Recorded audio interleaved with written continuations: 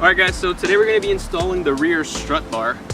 So you're going to ask yourself, why does he have a front strut bar with him if he's going to be installing a rear one? So what's happening with this is that the OEM type bar strut bar is actually the same length actual bar for both the front and the rear strut bar. The rear strut bar is a lot more rare, it's discontinued, it's hella expensive.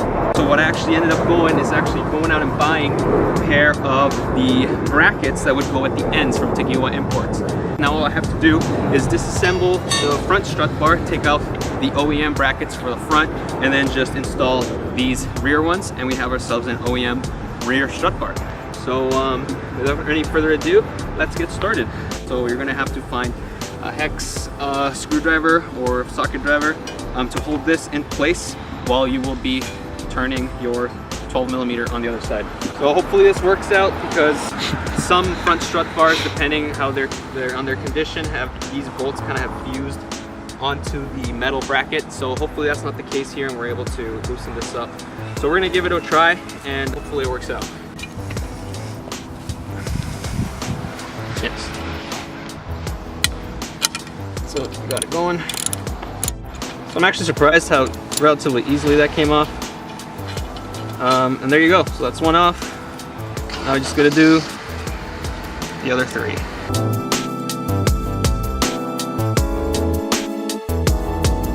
So there you go. So this comes out, and instead we're just gonna put these on like that, and we have an OEM rear strut bar. So let's get the other side off and then we'll install it.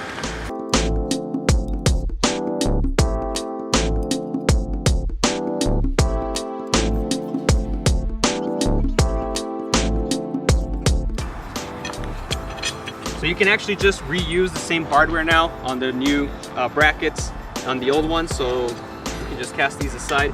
You don't need these anymore. So now you have your bar, and the bar itself is exactly the same for both the front and the rear strut bars. So now we can just get these brackets on. So this just slides on there like that. You just gotta line up the holes here like so, and then just put your hardware back on.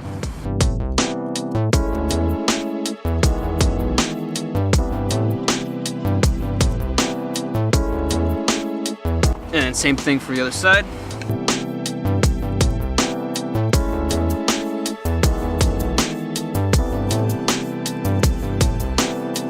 So in terms of rear strut bars, what you're looking for is the rigidity of the bar, because that's what's actually going to be helping you keep your chassis stiff.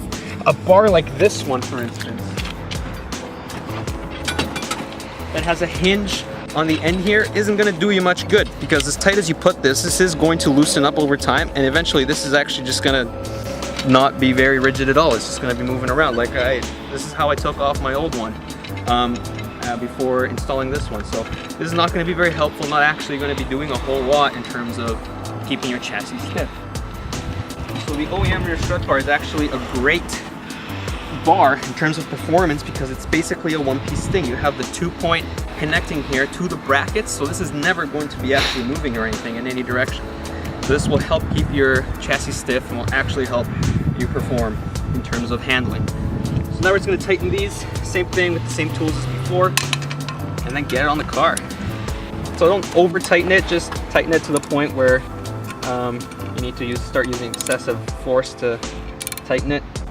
Obviously, if you have two drivers of the same size, this obviously being a driver would help a whole lot, but instead I have this kind of screwdriver handle because this one doesn't have an adapter.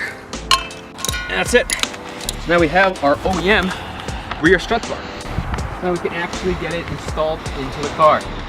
All right, don't mind the mess, but basically what we're going to be doing is you're going to be taking off the 4 bolts that are on the top of your strut tower. So 1, 2, 3, and 4. And those are 14mm bolts. You will need, unfortunately, a deep socket. A normal size socket is not going to work. So you need a 14mm deep socket, and these bolts are torqued down to 36 foot-pounds of torque. To make sure that once you loosen them up, that you torque them back down to the proper specs, because you don't want your strut towers to be falling off while you're driving. Let's get it off.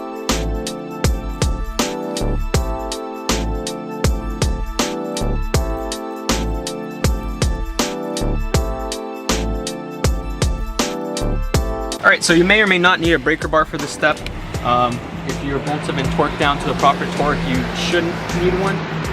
But if you do, let mean, just a lump of pipe works as well. You don't actually need proper breaker bar, just a ratchet driver with a pipe over it. You just need the extra torque.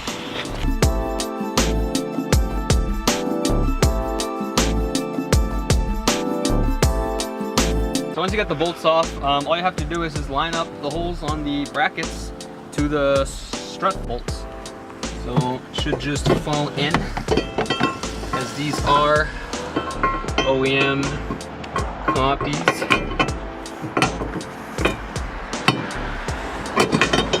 And we're cut. It's actually slightly too long for some reason. And all the way on both sides, and then give it a try. But so once again, we just kind of loosen them up and then make sure that the brackets are pushed all the way in on both sides. And that actually helped it clear. So now we are good. So that's in on all four sides, or all four bolts. And now it's just a matter of bolting these back on. Bolt number one. So make sure to just hand tighten everything first. Don't go nuts on it. As a matter of fact, I don't need this. Nuts. As a matter of fact, I don't actually need this because we're going to actually be using a proper torque wrench, because once again, 36 pound-feet of torque is what you need.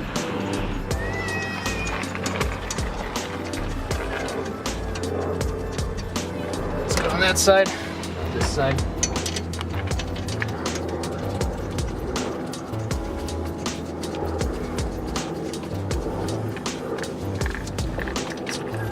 If we're doing things here, we're going to do these things properly.